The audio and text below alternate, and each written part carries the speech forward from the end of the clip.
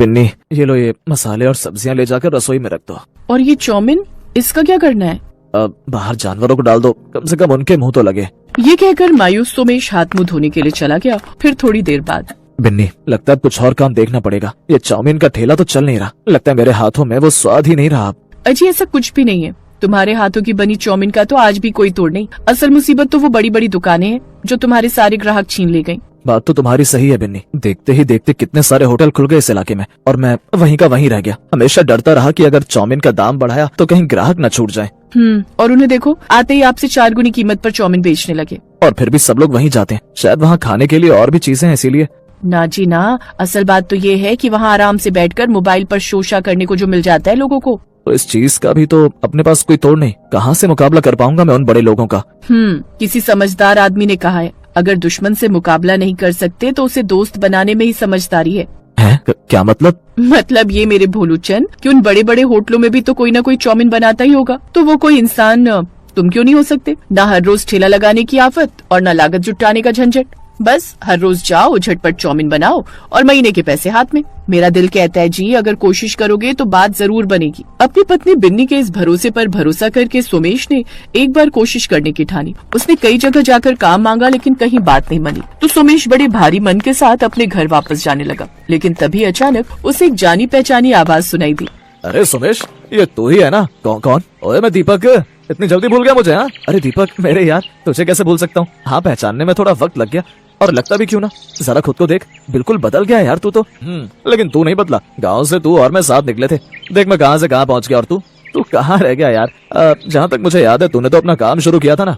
दीपक और सोमेश एक ही गांव से थे और दोनों काम की तलाश में एक साथ शहर आए थे। लेकिन बीते वक्त ने दोनों दोस्तों के बीच काफी बड़ा अंतर पैदा कर दिया था। दीपक को देखकर ही उसकी अच्छी हैसियत का पता चल रहा था, जबकि सोमेश के चेहरे से ही उसकी गरीबी झलक रही थी। दोनों दोस्त काफी समय बाद मिले थे, तो उनके बीच काफी देर बातें हुई और फिर देख भाई सोमेश, बिन्नी भाभी ने राय तो तुझे बिल्कुल ठीक दी है, और तू सच बता, तुझे अगर मौका मिले तो तू कर तो पाएगा ना? हाँ भाई, मैं जान लगा दूंगा, और तूने तो मेरे हाथ की बनी चाउमीन खाई भी है पहले। चल फिर ठीक है, दिया तुझे मौका। वो जो सामने बड़ा सा होटल देख रहा है ना, the royal star, head chef हूँ मैं वहाँ का। है? क्या बात कर रहा है तू? इतने बड़े होटल में, वो भी हेड शेफ? पर ये कमाल हुआ कैसे मेरे भाई? इस होटल के मालिक की इकलौती बेटी तेरी भाभी है, तो बस आगे तू समझदार है। ओह, फिर तो तेरी वहाँ बहुत चलती होगी ना। अब सच सच बता मेरे भाई, मेरा काम तो हो जाएगा ना? कमाल करता है यार। तुझे हेड शेफ का मतलब समझ में नहीं आता क्या? जा कल से तू मेरा असिस्टेंट शेफ। और रही बात तनख्वाह की, तो महीने के 30,000। बोल, इतने में तो चल जाएगा ना तेरा काम? अरे मेरी माई, 30,000 में तो बहुत कुछ हो जाएगा।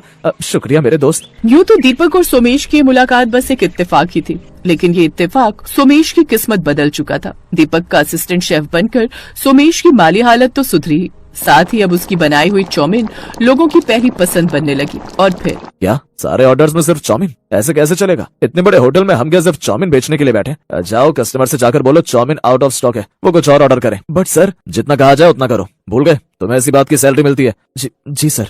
भले ही सोमेश को इतना बड़ा मौका देने वाला दीपक ही था, लेकिन सच ये था कि एक अच्छा दोस्त होने के बावजूद दीपक को सोमेश की वाहवाही बर्दाश्त नहीं हो रही थी।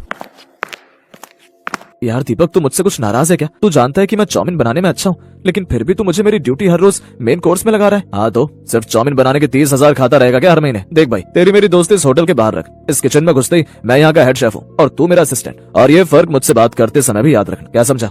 जी सर। सोमेश समझ गया था कि दीपक बदल गया है, लेकिन उसने दीपक से आगे कोई बहस नहीं की और चुपचाप दीपक की बताई हुई ड्यूटी हर रोज पूरी ईमानदारी से निभाने लगा। लेकिन दीपक की इस हरकत का खामियाजा भुगतना पड़ा होटल को।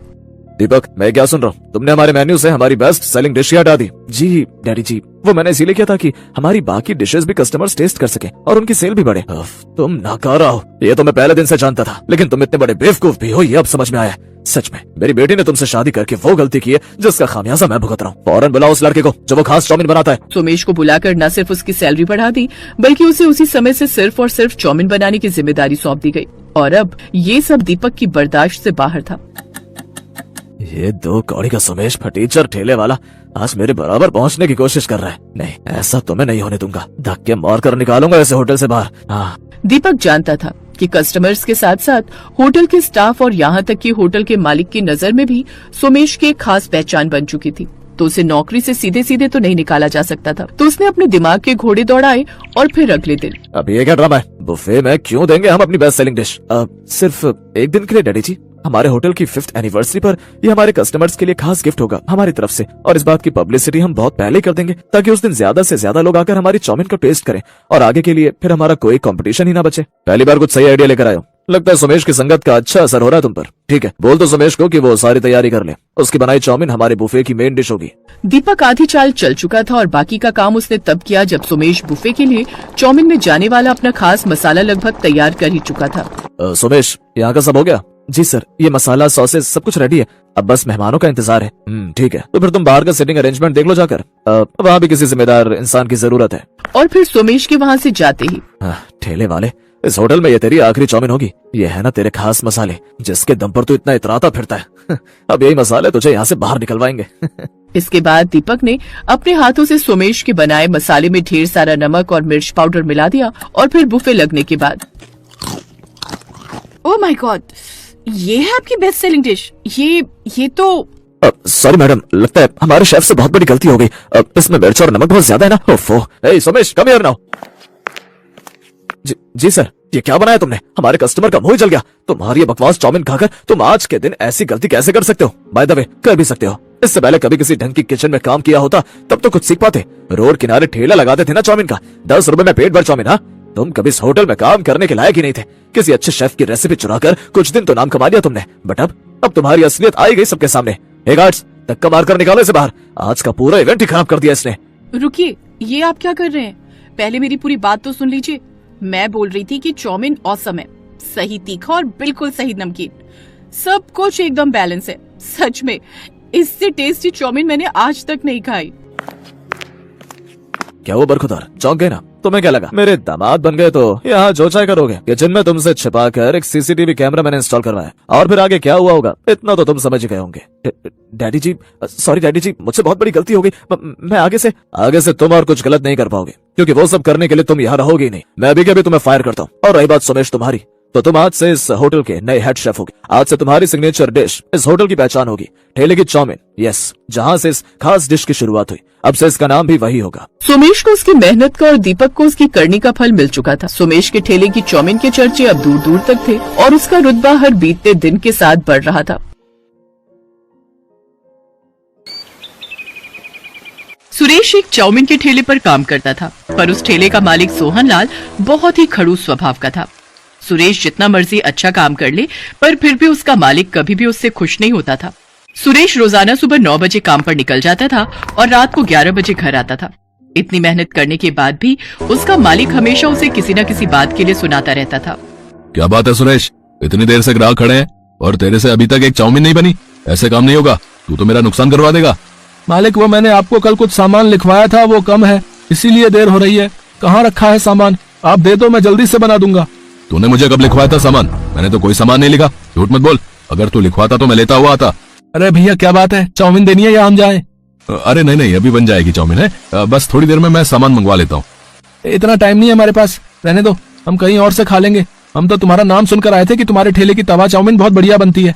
चलो भाई चलो, यहाँ रुकना बेकार है, यहाँ तो सामान ही नहीं है, चाउमीन क्या खाएंगे है। ग्राहक वहाँ से खाली ही लौट गए। सुरेश के मालिक ने सारा गुस्सा सुरेश पर निकाल दिया और गुस्से में सुरेश को चाटा लगा दिया। तेरी वजह से आज मेरे ग्राहक खाली लौट गए। मालिक, आप मेरे ऊपर हाथ मत उठाओ, वरना। क्या करेगा तू है, क्या करेगा तू बता? गरीब भिखारी, मेरे टुकड़ों पर पलने वाला, मेरे को आंखें दिखा रहा है। अरे तू नौकर है, मेरा नौकर। मैं चाहे तुझे मारूं या फिर तेरे साथ कुछ भी करूं, तुझे सब कुछ सहन करना पड़ेगा। मालिक, मुझे आपके पास नौकरी नहीं करनी, आप मेरा हिसाब कर दो, मैं नौकरी छोड़ रहा हूँ। क्या कहा? नौकरी छोड़ रहा है? अब इतनी जल्दी मैं दूसरा नौकर कहाँ से लाऊंगा? 1 रुपया भी नहीं मिलेगा। करना है तो कर, वरना बिना पगार लिए ही यहाँ से निकल जा। मालिक, आपने पिछले 2 महीने से मेरे पैसे नहीं दिए हैं, ये तो गलत बात है। मुझे जब आपके यहाँ नौकरी करनी नहीं तो आप मेरे पिछले पैसे दे दो ना। तेरे पास क्या सबूत है कि मैंने तुझे 2 महीने के पैसे नहीं दिए? जा कर ले जो करना है, मैं तुझे पैसे नहीं दूंगा। सुरेश बिना पगार लिए ही घर लौट आता है। तुम्हारे पैसे मार लिए, तुम्हारे ऊपर हाथ भी उठा दिया। अरे वो कैसा इंसान है? चलो तुम और मैं अभी चलते हैं। कैसे नहीं देगा वो पैसे? अरे पार्वती, वो इंसान ठीक नहीं है, उसके मुंह ना ही लगो तो सही रहेगा। छोड़ो, जाने दो। पर ये तो बहुत नुकसान हो गया ना, तुम्हारे हाथ में कोई काम भी नहीं है, घर का गुजारा कैसे होगा?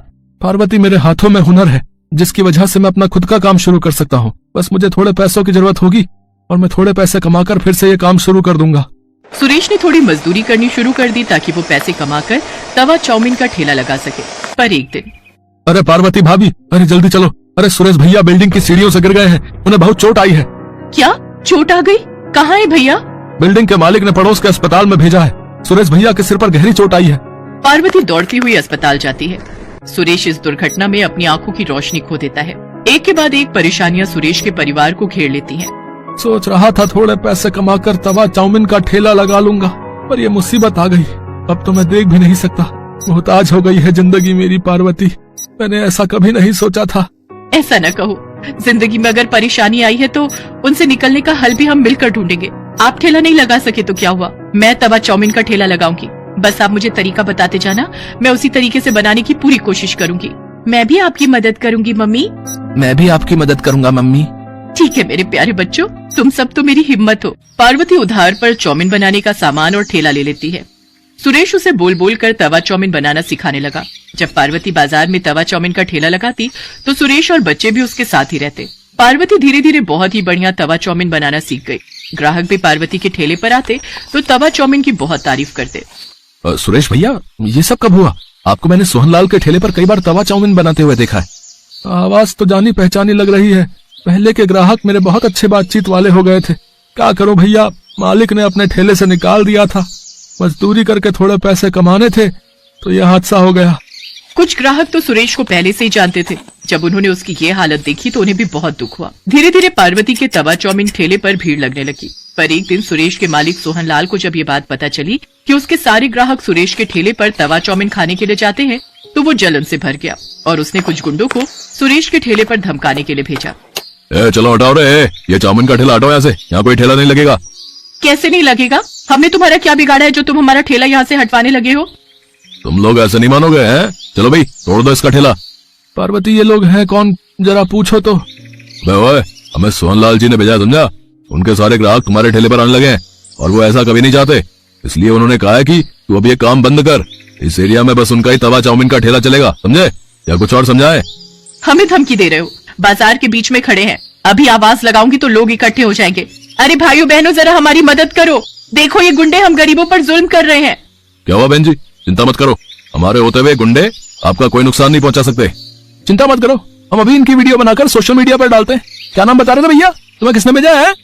गुंडे थोड़ा घबरा जाते हैं। उनके आसपास लोगों की भीड़ जुटने लगती है, जिनमें से कुछ मीडिया के लोग भी थे और कुछ जर्नलिस्ट, कुछ यूट्यूबर। फिर क्या था, उनको देखकर गुंडे बुरी तरह डर जाते हैं। इतनी देर में सोहनलाल भी आ जाता है। अब तो भीड़ सोहनलाल के पीछे पड़ जाती है। आप सब जानते हैं इस बेईमान ने मेरे पति के 2 महीने के पैसे मार लिए और इन्हें नौकरी से निकाल दिया। आज मेरे पति की हालत इसी की वजह से है। सीधी तरह से इन गरीबों के पैसे लौटा दो, वरना तुम्हारा ये हाल होगा कि तुम सोच भी नहीं सकते। मैं एक न्यूज रिपोर्टर हूँ, भले ही आज मैं ड्यूटी पर नहीं हूँ, पर अपना फर्ज भली भांति जानती हूँ। सीधी तरह देते हो या तुम्हारे खिलाफ खबर छापूं? नहीं, मैं पैसे देता हूँ। सोहनलाल डर जाता है और वो पार्वती के हाथ में सुरेश के पैसे और बाकी सबके कहने पर उसका जो भी नुकसान हुआ उसमें पैसे बढ़ाकर देता है और उस दिन के बाद उन्हें तंग न करने का वादा करता है।